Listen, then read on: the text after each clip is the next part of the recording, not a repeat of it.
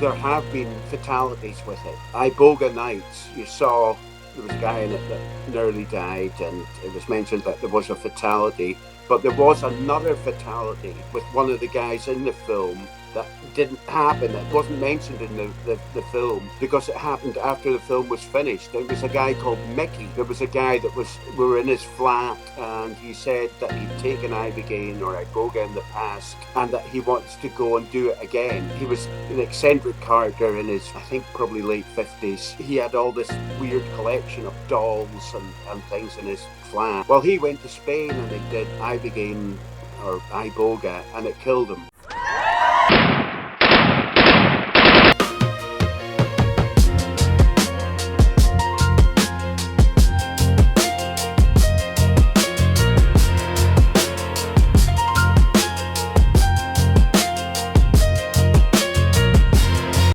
Prove to me that you are alive. What's really good, everybody? Welcome to the one, to the only Prove to Me that you're alive Lightcast, which is a podcast. I'm your host, NazareN, and this is the only show in the world that challenges your perception on life and reality itself. And we want to give you that mental kick in your spiritual gut so you can start grasping for air of information with the same enthusiasm as you did when you were a little kid. Today, I have a special treat for everybody. Today, I have a personal hero and someone that blew my mind and I know will blow your mind. So as you guys know, obviously we do podcasting. I'm a musician always, but I'm a cinematography junkie. And I always said this about films. When you're watching a good film is when all of a sudden you stop there for a second and you ask yourself, is this real? And then when you're watching a documentary, it's the other way around. When you're watching a documentary, you want to ask yourself, like, holy crap, is this fake? And the gentleman that's sitting in front of me, I think, with my humble opinion, has revolutionized documentary filmmaking forever. First of all, he has done films that span over many, many years. And in his films, which I encourage everyone to go and see, films like Detox or Die or Iboga Nights, some of his famous works. In these films, you will see him as the main character. You will see his birth, his life, his death, and then rebirth. You will never ever see anything like that again. It's some of the most honest work that has ever been captured, again, in my humble opinion. And as you guys know that I have had, history with opioids and addiction and stuff like that. And so in his films, he dives deep into that subject, also brings us real characters, real people. Again, I don't think it has ever been done before. So I won't keep talking because we want to hear him talk. And the one, the only David Graham Scott. Scott, I want to give you a round of applause. Thank you so much for being here, sir. You still look the same as you did in your films. How are you doing? That's not really true, but we'll ride with that one. That's nice. Yeah, really good to this is kind of interesting time for me because in 2017 I quit documentary making. I quit making films. I just stopped. I said, I've had enough of this. Fuck it. I'm not making money. I quit. I moved from the city where I was struggling to make money or anything. And I took up a job as a local news reporter back in my home area of Caithness. So I'm living in the Scottish Highlands, way at the top of the UK, and it's a quiet little village I'm in called Watten, Watten. There's not many people live here. It was notorious for having a Nazi POW camp in it. It was a Nazi POW camp during the Second World War. Some quite high-ranking SS guys were here, and I guess they put them here because it was in the back of Beyond, miles away from other people. But yeah, I for the last few years I've been concentrating on other things and not creative pursuits. And I just got bored recently. Something happened. Something happened in my head, and in the last few months, I've been trying to come up with some new ideas, and I've just got that little spark of enthusiasm once again to make a documentary or two or three. But certainly, I want to start doing. One project I have in mind is about following a hermit in Scotland, nearby where I live, a recluse, a guy that I got to know, very gentle person. He's not a junkie or anything like that. I've been kind of steering clear of that thing about addiction for a few years now. Anyway, though I have done obviously documentaries on that subject. I've been kind of moving away from it just to show that I can do other things other than this very narrow little field. So yeah, I've got plans. I've spoken to the guy that I want to make the film about, and he's okay with it. I've been trying to meet collaborators, guys that can do camera editing, such like, and found a possible couple of collaborators. So yeah, it's early days. It's early days, but meeting guys like yourself, brilliant. Yeah, yeah. Are we still there? Yeah, I Yeah, thought I'm I here. was I'm here. speaking to myself, man. No, no. I I could only wanted see you. I myself. wanted you to. I wanted you to, be Yeah, on yeah. full I can screen, and I see. wanted to, hear you talk, man. Because we're here to listen to you, and you say that I don't know. you say that Listen, you listen. do If I want to pay homage, homage. homage to somebody, the person that influenced me is an American filmmaker called John Alpert. I think I told you this, who made A Year in the Life of Crime, A Year in a Life of Crime. I don't know. You probably seen it years ago. I think there were three documentaries. There was at least two documentaries, if not three, about these gang of junkie shoplifters, criminals, small time criminals. I think it was in New Jersey, but I can't remember. You know what? You know what makes your work different, and it's funny because you said you don't want to make films about addiction, but I never seen your, I mean, the documentaries about the opioid addiction, about Iboga. I never seen them as just being about addiction. They are much more. They are just this raw capture of a human experience, from the lowest to the highest. And what makes you different than anyone else? I'll bet any money on this. I'll argue with anyone is that you were able to present yourself as the main character. You were able to you're not just some documentary filmmaker coming to some bad neighborhood and shooting a movie about someone. Like, it was your story. That's why it's so captivating. And I don't think I've ever seen before where someone was willing to be emotionally and spiritually naked in front of the camera when you went through that Iboga experience. I'm Yeah, yeah. sitting there. It's quite difficult as well because you're making a film about your journey. It's you. You're directing a film about yourself.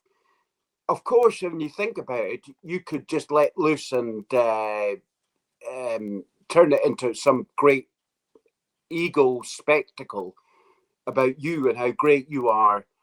But really, that doesn't make sense because if you're admitting you're a junkie, then that tends to imply that you've been at rock bottom and struggled and life's not been that great. And quite honestly, years of depressions and self-doubt and self-loathing and whatever,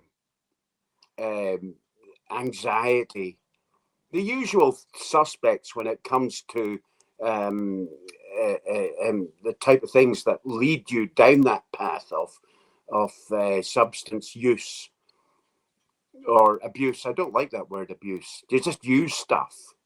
Mm-hmm. I mean, you can't really blame the stuff.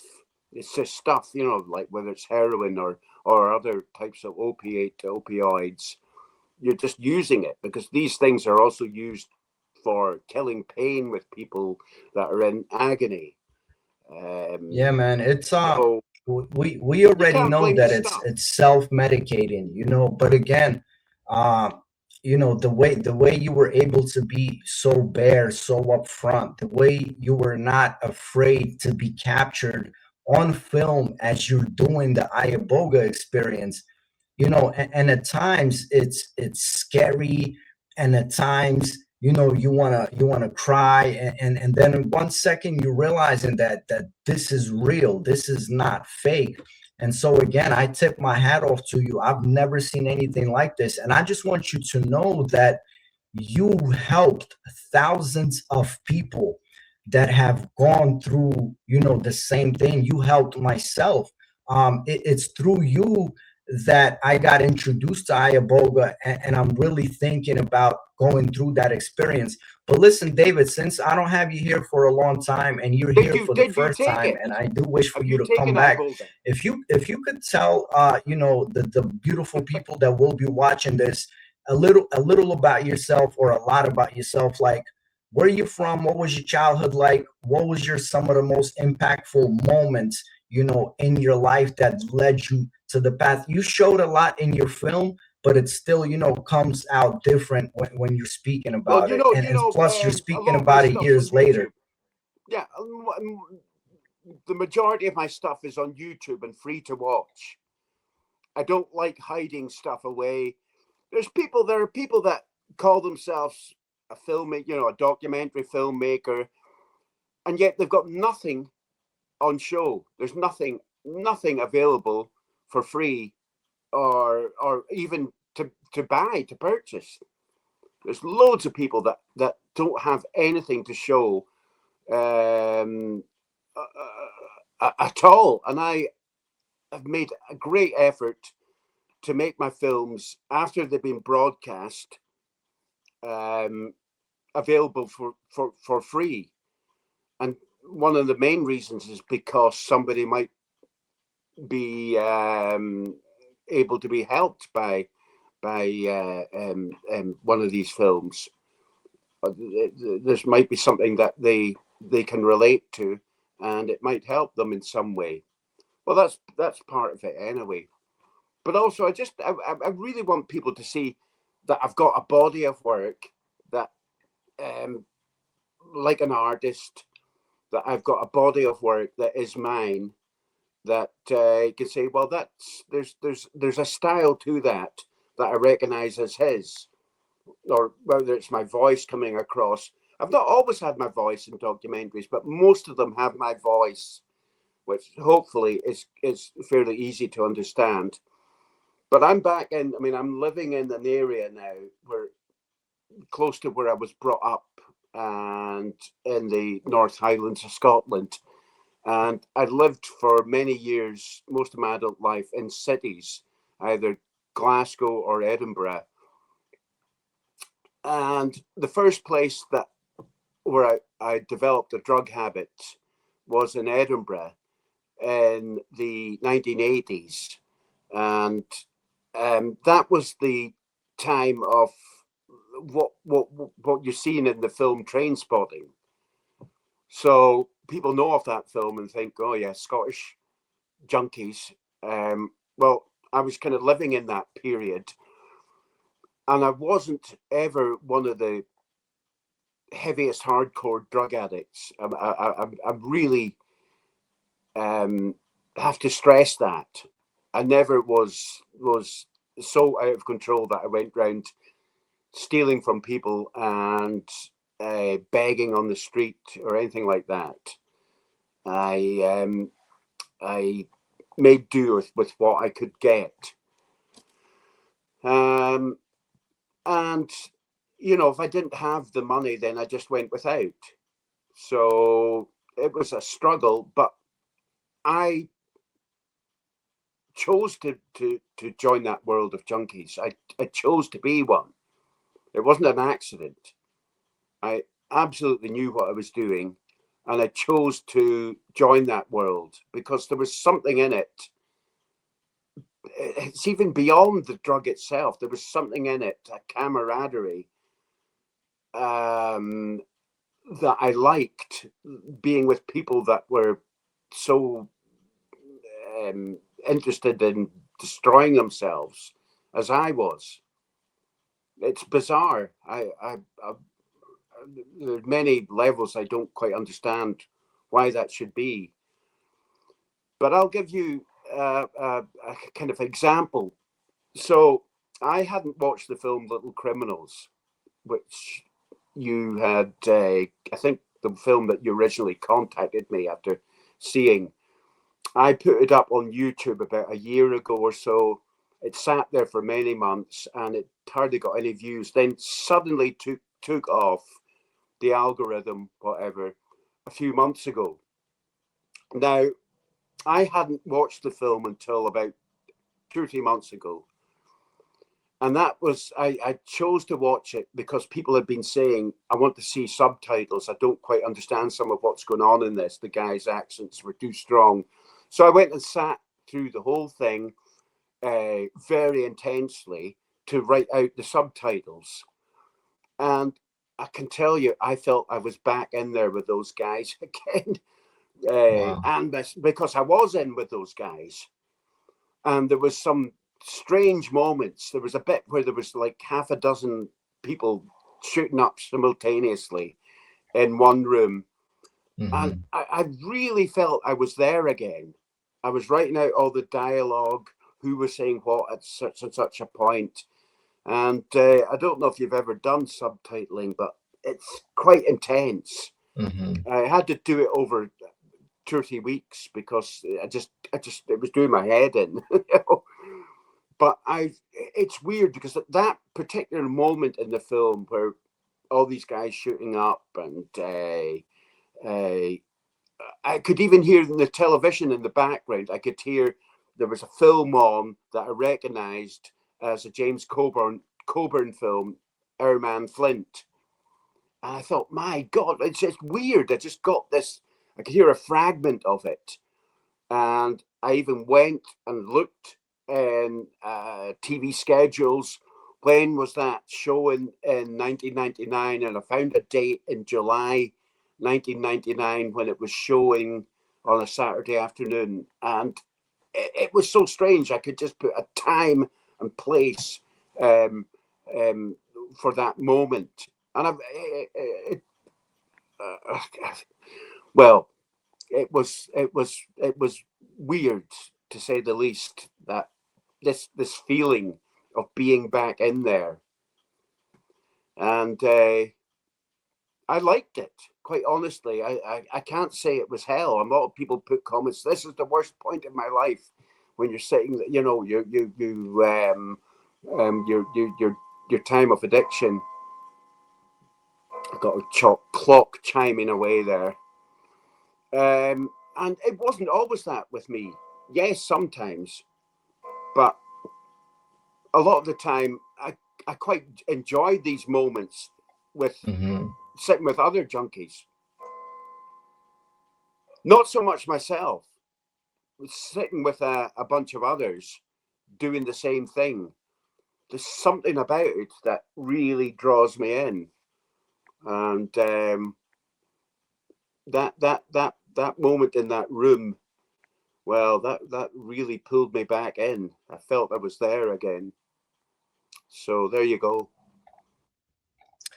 Yeah, there were some, just like I said, unbelievable moments in the original film, especially when you're at the train tracks and you meet a family I don't know Oh if you yeah, remember yeah, what I'm yeah, talking about. And yeah. That's I believe it actually was a mom, yeah, a yeah, daughter, and a son. And the yeah. daughter, she had like these marks, on her Abscesses. legs and her arms, Yeah, yeah, she didn't have. I'm guessing her veins imploded in various places. She didn't have spots to shoot up, and it's just like it's this like surreal moment, and you say that there's something about junkies, as we call them, about self-destruction. But if you think about it, the whole world is going through a mental health crisis, and different people destroy themselves different ways. yeah, um yeah, and I yeah. I always mean, at looked that at. level, at that level, Naz, it's not pleasant, is it? I mean, I might be sounding quite flippant when I make remarks like I enjoyed that, and I think I'm have to be realistic and think, well, would I want to be at the level of those people? Of course not, because it's not very pleasant at all. Um, but that was from another film that actually I need to get on YouTube. I don't have a very good copy of it.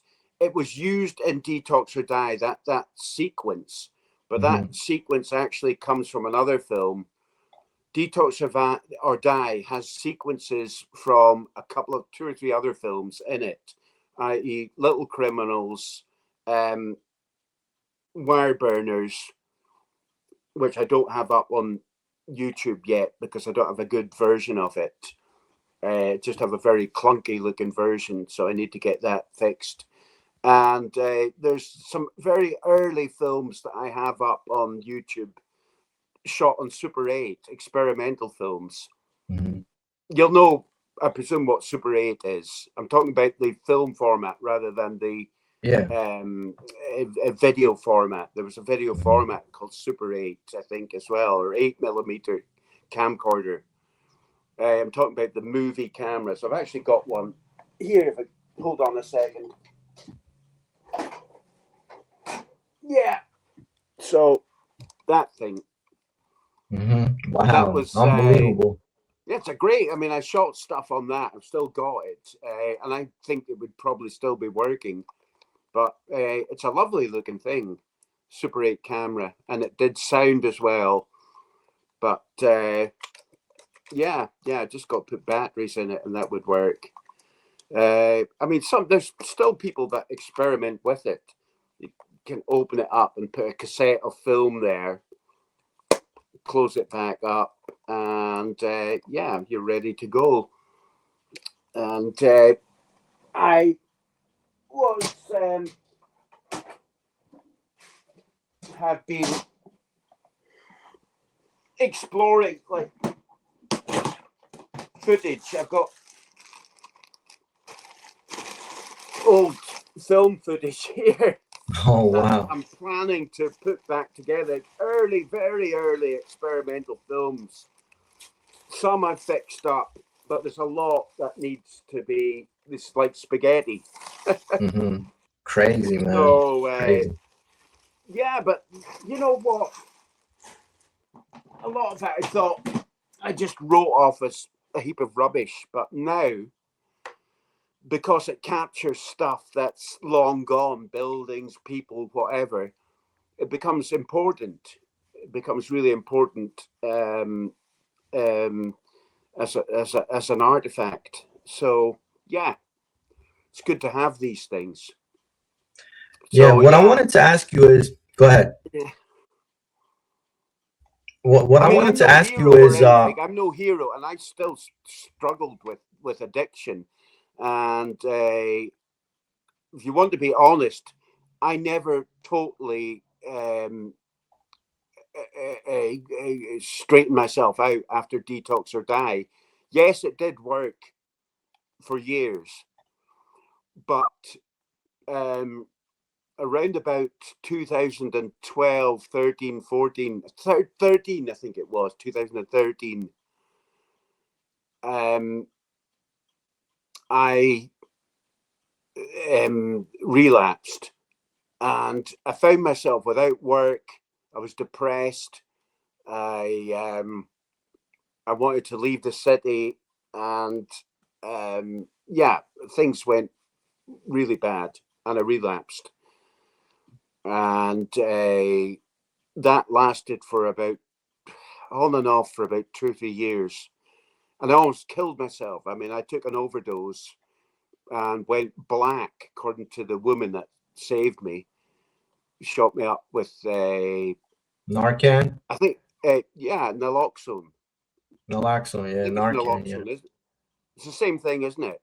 Yeah, yeah, it's the same thing. So look, Yeah, yeah. what I So wanted I to ask you is, overdosed. since you I already brought kind of touched symptoms on on. it, since you already kind of touched on it, what I wanted to ask you is, and maybe you can share with the people, what is Iboga? And the biggest thing, the biggest question for me is, like, did it really work to the point where you wake up and there's no withdrawal? Like, that's what a lot of No. addicts, Yeah. are Yes asking. and no. I mean, this is a difficult one. Yes, I think it needs a lot of. It does kill a lot of the withdrawal. There's no doubt, but I think really it needs to be done in such a way that you take micro doses after your flood dose. You take micro doses just to quell that the withdrawal symptoms that come afterwards, that can go on for some period of time. So I believe that small amounts of ibogaine uh, should be used, and this is what other people have said, that microdosing is beneficial. So I can't say categorically, and I don't want to. I could lie to you just now and say that it worked, end off, and I'd never relapsed, but I did. I did relapse, and I've not told many people that. The 2 or 3 people know, but I don't think it matters now to tell people that I did relapse for a period. But I think almost killing myself was actually probably the best thing that could ever happen to me. That Mhm. coming back from that was a very much a salutary lesson, and it's something I learned from. Um, so yeah, yeah. Um, um, the problem I have is that Ibogaine is now illegal in the UK since making that film, and since making Iboga Nights. It's now illegal. So I couldn't do what I did unless it was very much underground. When I did it, it was legal. But now, if I was to do it, it would have to be an illegal um, um, activity. It would have to be very much more underground than it was. Um, the other thing is that there have been fatalities with it. And Iboga Nights, you saw that there was a guy in it that nearly died, and it was mentioned that there was a fatality. But there was another fatality with one of the guys in the film that didn't happen. It wasn't mentioned in the film because it happened after the film was finished. It was a guy called Mickey. There was a guy that we were in his flat, and he said that he'd taken Ibogaine or Iboga in the past, and that he wanted to go and do it again. He was an eccentric character in his, I think, probably late 50s, and he had all this weird collection of dolls and things in his flat. Well, he went to Spain and he did um, Ibogaine or Iboga, and it killed him. His heart wasn't up to it, and it killed him. And somebody blamed me, like a girlfriend of his blamed me, because if he hadn't seen my film or hadn't spoken to me, he wouldn't have gone and done it. I didn't say to him to go and do it. In fact, I think I said to the guy, I recommended that he didn't do it because I didn't think he was fit enough to do the full treatment. It's very rigorous and very hard going. So yeah, that was another fatality. Um, I don't think I would really. I don't think I would do it again. I wanted to ask Anyway. you, what do you remember from that experience, if you can remember anything? Because from what I understand, the first like 6 to 12 hours is the most grueling. But if you were to Oh, describe like yeah. what's going through your spirit or your mind, what's happening at that time? Well, it's not a full-on psychedelic, like as we know, like with taking LSD or mushrooms or many other psychedelics. It's like you can pull yourself back to see where you are in your surroundings. The hallucinations, if we can call them as such, are closed eye ones, which is to say that you're sitting there like this. You do feel weird. There's no doubt about it. But as soon as you close your eyes for a second, you're in another altered state, like flying through space, and some of the cliches of of hallucination and psychedelic um, visions, and a lot of stuff that was coming up for me was about evolution, um, being reborn, born, reborn, going over and over, and little kind of animals popping out of holes, and um, I'd written it down. I've got it written down somewhere. I think it was in Iboga Nights. I can't remember. I'm sure that I did. I haven't watched that film for years, and I'm sure that I had a little kind of animation bit in it. It's not great animation, but it's as best I could do. Some guy did me some animation. Um, to sum it up, to sum up the experience. So yeah, I think I can't really remember though. Such a long time since I've seen the film. I don't really want to. I don't know if I could handle watching it just now. But yeah, I've certainly written I wrote a transcript of the experience of my psychedelic experience. I think they call it more an oneric rather than a psychedelic, which is to do with the closed eye hallucinations. Yeah, pretty much what you get. Like if you're smoking grass or intense um, hash smoking or eating, you can get the closed eye visuals. Yeah, does that make sense? Yeah, that makes sense. Last question about Iboga. Would you recommend it to someone that's been suffering with addiction for many years? Like, do you think that that's the path that should be Very explored different. more in You conventional know, medicine? I don't know. I mean, it seems to me like as soon as I make a film, that I'm making a statement that I've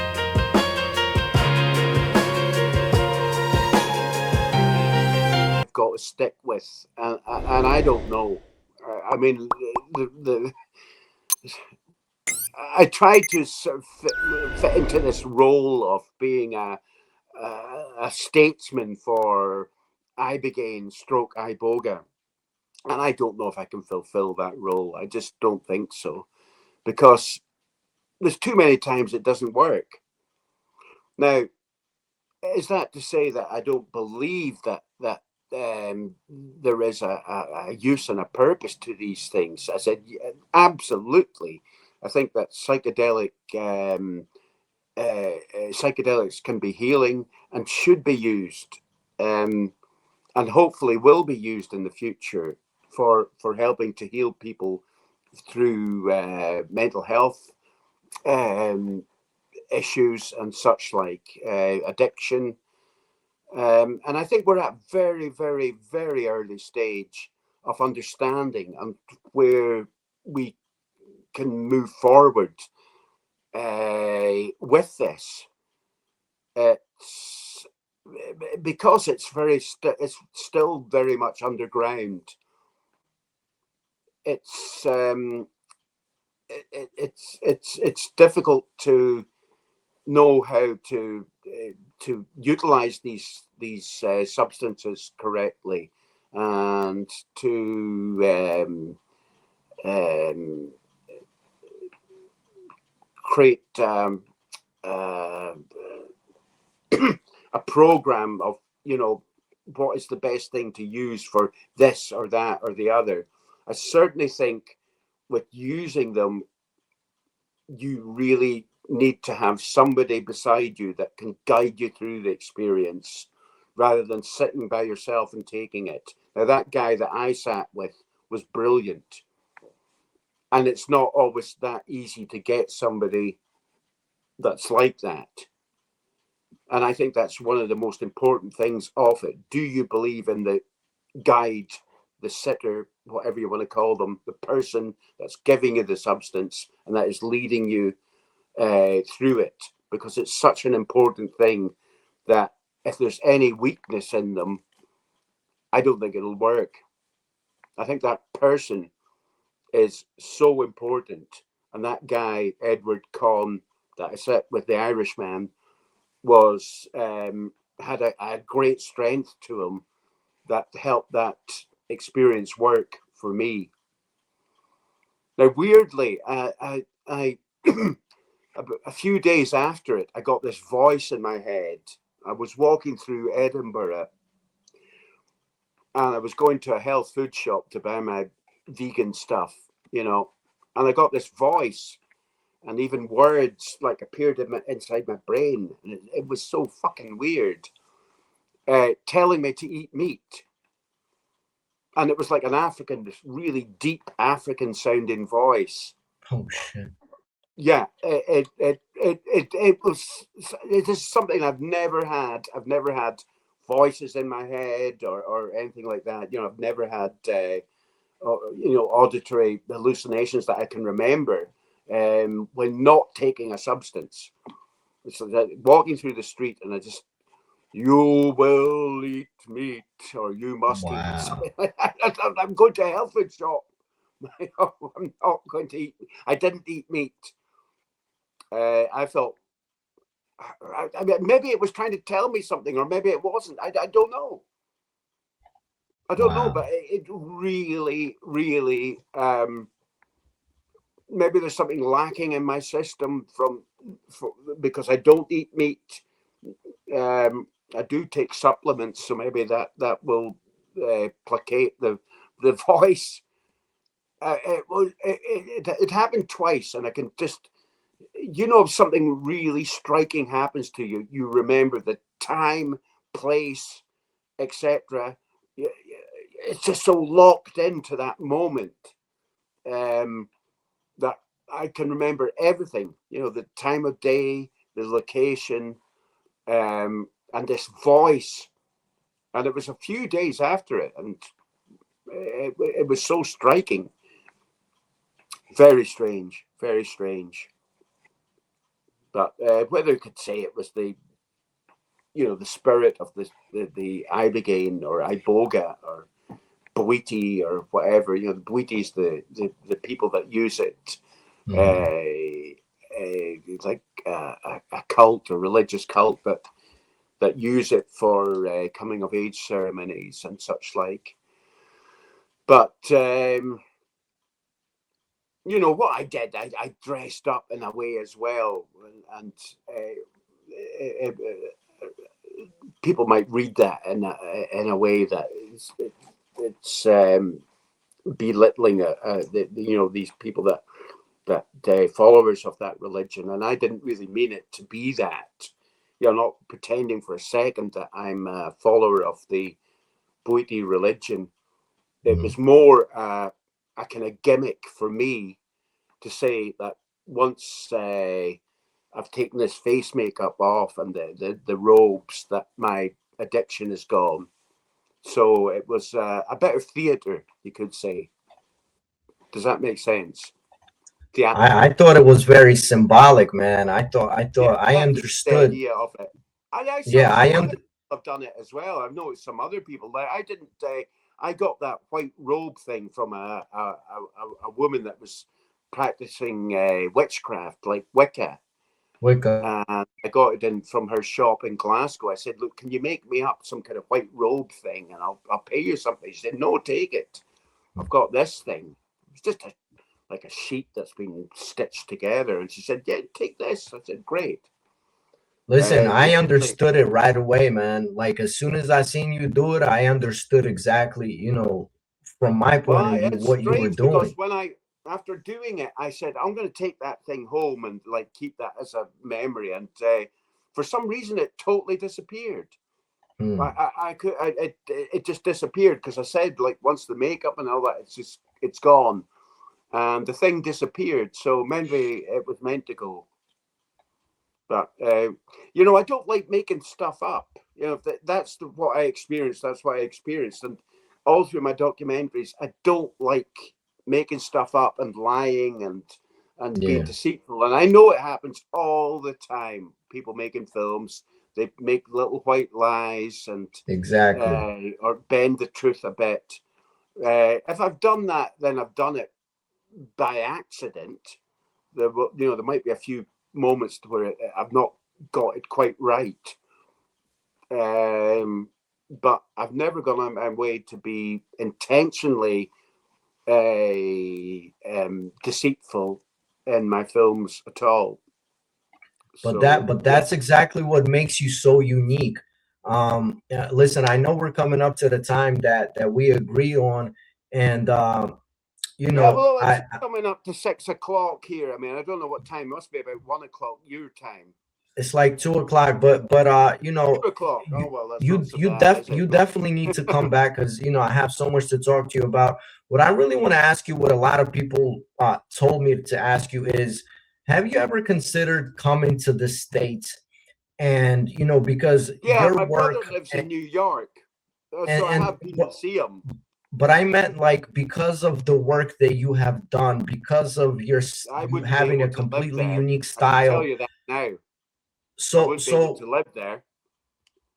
no, but my question is like, have you ever, because in America, like we cherish the kind of filmmakers that you are. So have you ever Yeah, considered that's that kind why of a move? I more or less ended up on Skid Row in this country, because a lot of people don't understand what I do, and either they fear it, they don't have the language. So I showed that film, Little Criminals, to the Scottish Documentary Institute. It's just like, it was pathetic because I was showing it to people that had no idea. They didn't have the language, the tools to understand it and get what it was all about. And to describe them as squares would be a kind of disservice to squares because they're fucking rectangular more than square. They really were. They absolute. And I know it's an old-fashioned word, but there are some people in this world that are total fucking squares, and they will never get it.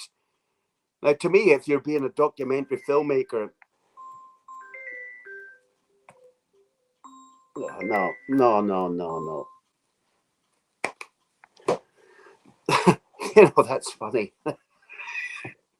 It's a guy I feel sorry for, the guy Hugo, a friend of mine, and I give him.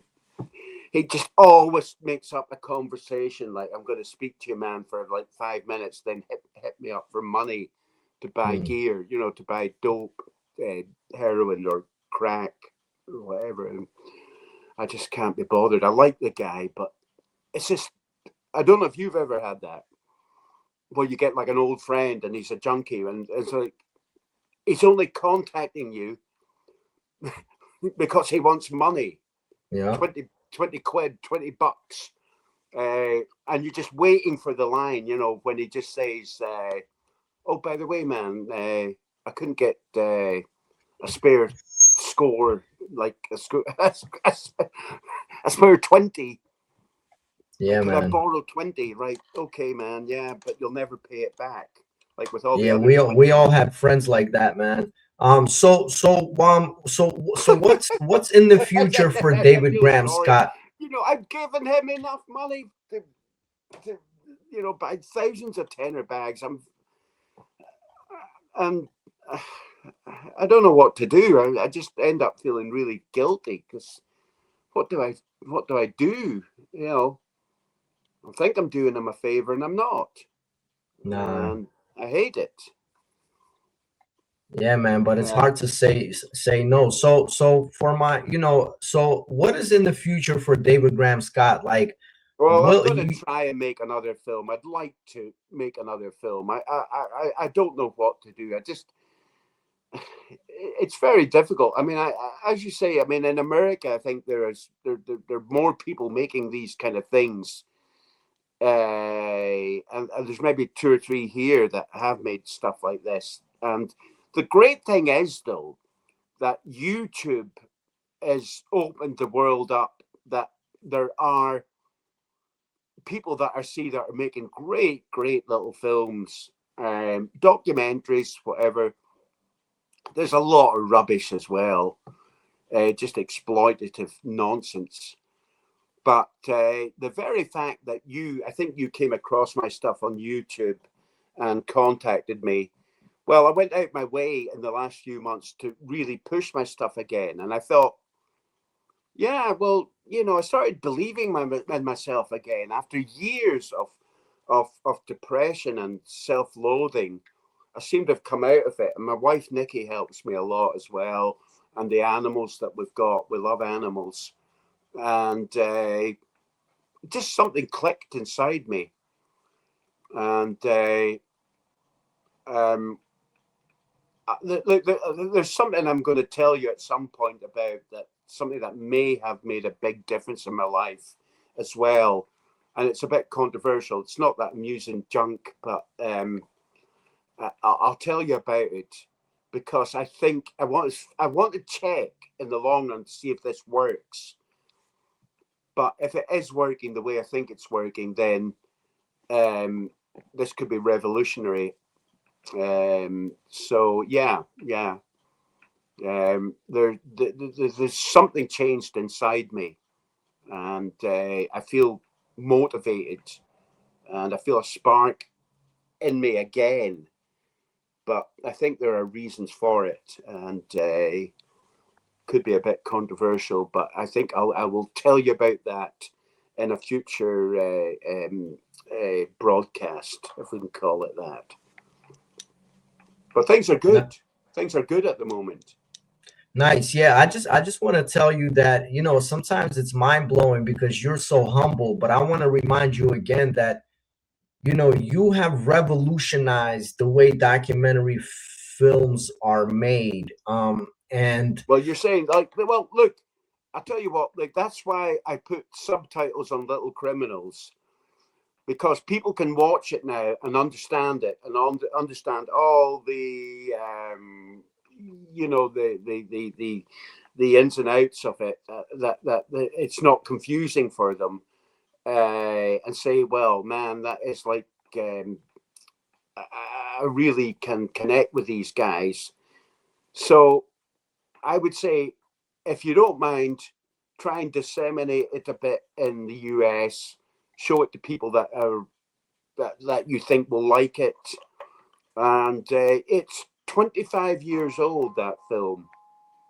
25 years old. And that's what motivated me as well, when I thought that's 25 years ago. So I want to I want to get it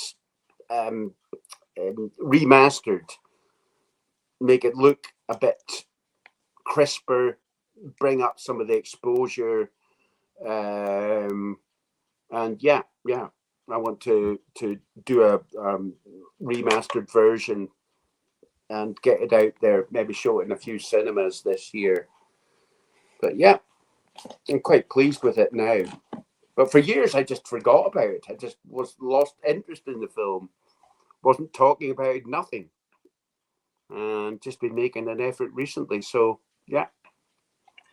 Yeah, I think that you will see these days your work coming back into popularity because, again, you know, especially in America, America is suffering with mental health issues, and a lot of people are looking for different avenues. And when you come across, you know, one of your films, it gives a completely different glimpse into, But I don't you think know, there's the so many lives people. of a lot of these people. Yeah, yeah. and I and, don't think and so there was a period 20 years ago or more where people were making films about addiction and alcoholism and, you know, really trying to get to understand people and their problems. We had a few in this country, but it seems to be we don't see that so much now. We don't see it, and I'm not quite sure why that is, but we just don't see so much of it. Or maybe I'm just not looking in the right places. Um, but I don't know. Was it the same in United States? Um, Certainly, have a look at that film, A Year in the Life of Crime, mm. and I'm not. I didn't copy it. I just watched. I remember watching it in the '90s and thinking, "Wow, that's excellent." Listen, your And I film is realized far more, I your films are far more than addiction. I want you to realize that's the whole thing. I'm not speaking about addiction. Your films are this spiritual journey. It's a deep dive into the real human experience. You know, I like. it's Yeah, yeah, yeah, yeah. eh, Thanks. it's Yeah. Well, far you know, I'm more quite a than humble. I think I'm quite a humble character in many ways, and I really appreciate you saying that. And um, yeah, well, it'd be nice if I had a little bit more recognition. Though even if I don't, and it comes after I'm dead or whatever, then well, let's remember this moment and this interview. But if you can help me by putting, you know, getting the word out there, I'll be really, really grateful, Naz. And I'm doing it myself definitely. as well. I've made an effort after all these years. I'm trying. I really am. So thank you. I really mean it. I thank you. No, You're I thanking want to me. say I'm thank thanking you. you.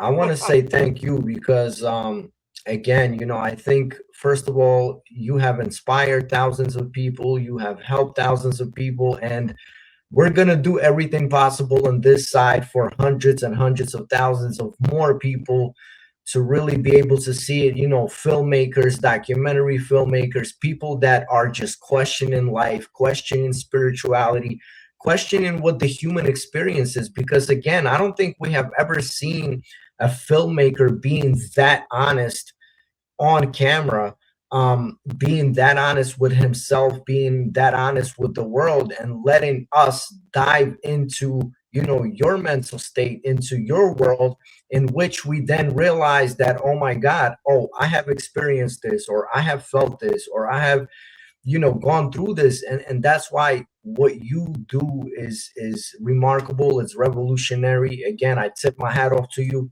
Thank you so much. Listen, we Well, have I'm a glad you came tradition. across it, man. I really am. It's so nice for you to say these things. And yeah, I'm getting, for some reason, that film sat there for, I put it up a year ago. I stuck it on YouTube. It sat and it sat and it sat. And I think it was somewhere around August last year. It just took this enormous spike. And it's all these comments like, um, people, you know, the usual thing where they say, "Thank God for the algorithm," and did anyone else just randomly come across this? And all these people that agreed with it, and yeah, it's just this algorithm thing. It's just weird, um, because it had all these things going against it, where I had to tick a box saying it wasn't suitable for children, and it was like over 18s, something like that. You had to so I thought, right, I'm never going to get advertising revenue, but that doesn't matter to me. I'm not bothered about making money from it. That's not why I make films. That's maybe why I'm not successful. Yeah, if I was maybe more tuned into making money, maybe I'd push it a bit more, but I just enjoy doing it. Yeah, it's That's just the incredible. way it is. Yeah, Listen, David, we have a tradition on this podcast for our last question. And please, sir, you have to come back, man. You have to come back because we have so much to talk about. Will I I have come so many back? things to Yes, of ask course you. I'll come back, man. Yeah, Yeah. please. So we have a tradition.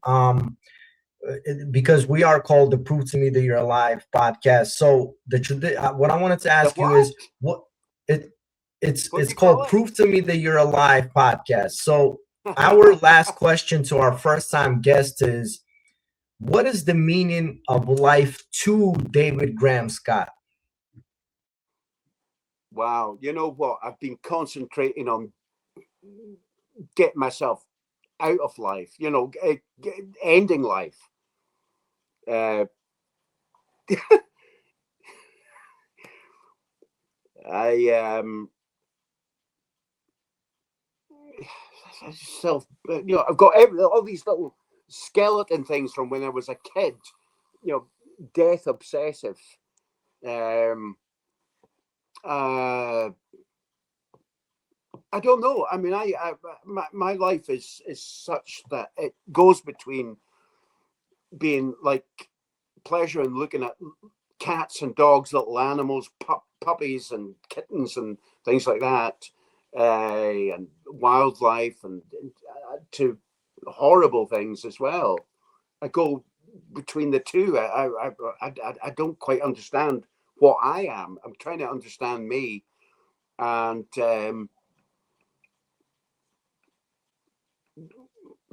I don't know. I think personally, I think all the answers to what your life is will appear in the last fleeting moment, like the last few seconds as you die. It will be revealed, because I'm sure that you've maybe listeners as well, that you've been around people on their deathbeds, whether it's a relative, a friend, and there is something profound in the last moment of a person's life, if you've sat with them, that I think that they see something and understand exactly what their life is, what it means, what it has meant. It all comes together in that final moment, and I think it might be something that you can learn through psychedelics. It could be that you bypass life to get a near death experience, and something is revealed to you through that. But personally, the times where I've almost killed myself with overdoses, I was just there and I was gone, and there was no great revelation of all I saw was a kind of pink light, and I was gone. And then I was brought round, and there was medics or whatever around me. But outside of that, there was no great revelation. But maybe it will come. It'd be nice if in that last moment you really do, it is all revealed. I don't know. Yeah, I think that's I what really makes you don't so know. unique, man. Maybe if I had the answer, I wouldn't go on making films.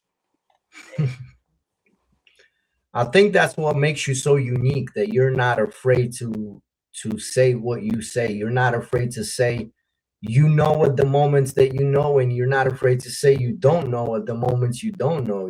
I think a lot of filmmakers, there's a lot of hubris and a lot of just Yeah.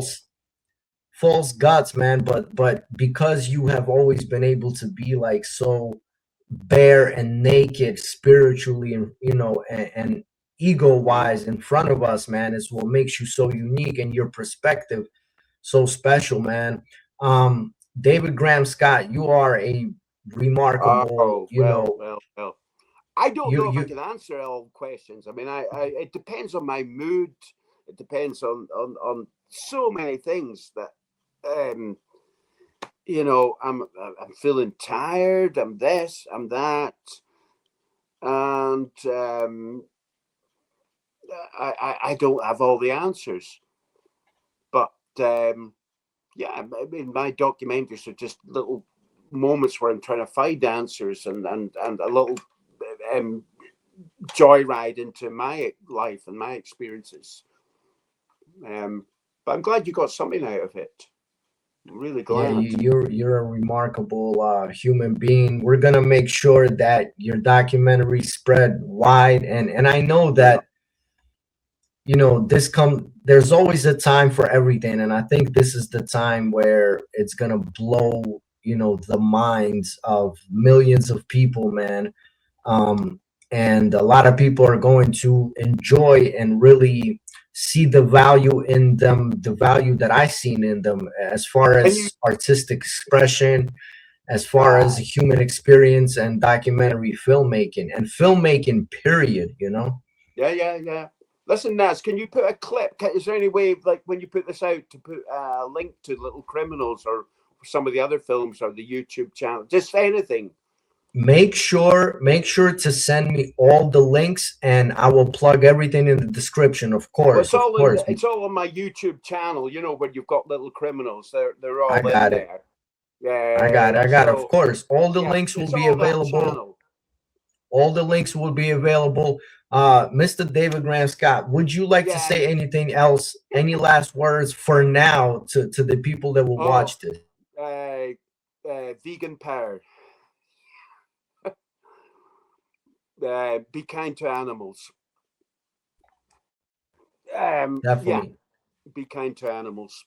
Really, Yeah, man. that's, you know what? If somebody doesn't like animals, aren't kind to animals,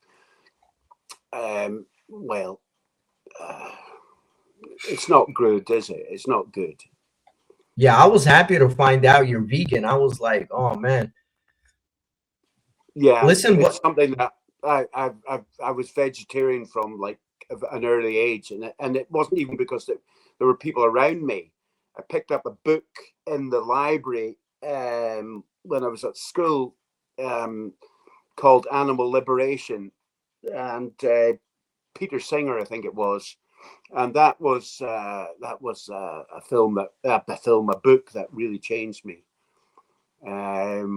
But yeah, it just opened my head, to the cruelties of the world and such like. I hated it. I just gradually started distancing myself from so many aspects of that world of cruelty and um, eating animals and whatever. I didn't feel comfortable with it. And Yeah, I'm yeah, glad. I'm glad to know that, man. It says a lot about the kind of human being that you are, and when someone especially realizes that you're putting dead flesh inside yourself, I don't know. absolutely. Well, I think Yeah, that probably a lot of vegans probably do feel hypersensitive to the world and realize that these sentient beings. I mean, I look at insects like bugs going up the wall, and I don't hurt anything. I mean, try to get them out the house, yeah.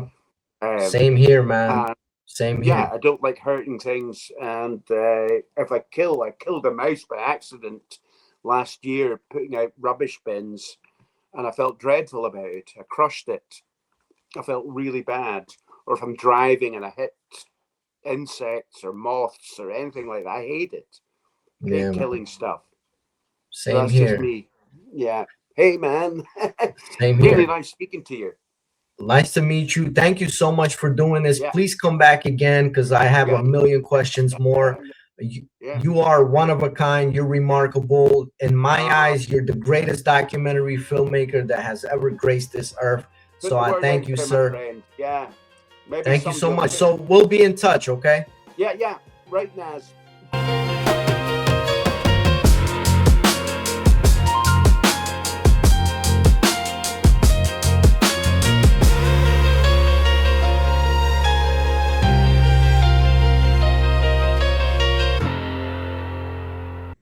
Prove to me that you are alive.